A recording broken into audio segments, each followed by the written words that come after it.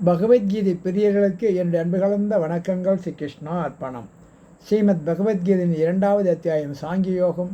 இதில் 55வது ஸ்லோகத்தில் பகவான் என்ன சொல்கிறார்னா, அர்ஜுனுடைய சந்தேகம் சமாதி நிலையில் இருக்கிறவங்க எப்படி இருப்பாங்க அப்படின்றதுக்கு இந்த ஸ்லோகத்தில் ஒரு 18 ஸ்லோகம் அதை பற்றி தான் வரும். இதை பற்றி இந்த 18 ஸ்லோகத்தை நம்ம புரிஞ்சுக்கிட்டோம்னா ஓரளவுக்கு நம்ம ஆத்மாவை பற்றி புரிஞ்சுக்கிட்டோம்.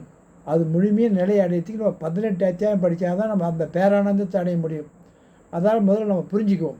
இதில் என்ன சொல்கிறாருன்னா, பார்த்தா மனதில் எழுகின்ற ஆசைகளை எல்லாம் அகற்றி ஆத்மாவில் ஆத்ம திருப்தி அடைந்திருப்பேன் சிதப்பிரக்ஷன் என்று சொல்லப்படுகிறான். ஸ்ரீ கிருஷ்ணா அர்ப்பணம்.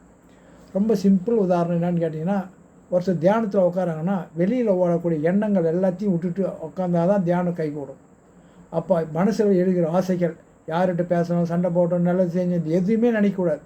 அப்படிப்பட்ட நிலை வந்துச்சுன்னா சமாதி நிலைன்னு பேர். அதேமாரி வாழ்க்கையிலேயே எப்படி சமாதி நிலை அடையணும்னா, வெளியில் இருக்கிற ஆசைகள் எல்லாத்தையும் விட்டுடணும்.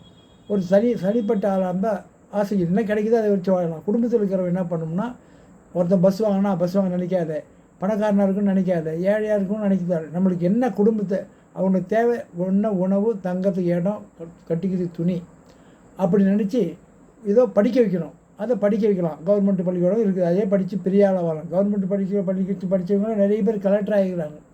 அது மாதிரி கிடைச்சதை வச்சு திருப்தி அடையணும். ஆசை கண்டதால் நினைக்கக்கூடாது. அதுதான் காமம், பேராசை. எது கூலி வேலை கூட செஞ்சு அவள் படிக்க வச்சு முன்னேறத்துக்கு தான் நல்லது. கடைசியில் நம்ம பக்தி தான். பக்திக்கு பணம் தேவையில்லை, பதவி தேவையில்லை. இது நமக்கு அந்த பேரானந்தத்தை நிலையை அனுபவிக்கும் போது அது புரியும். பணம், பதவி எதுவுமே நம்ம வாழ்க்கைக்கு உதவத்தில்லை.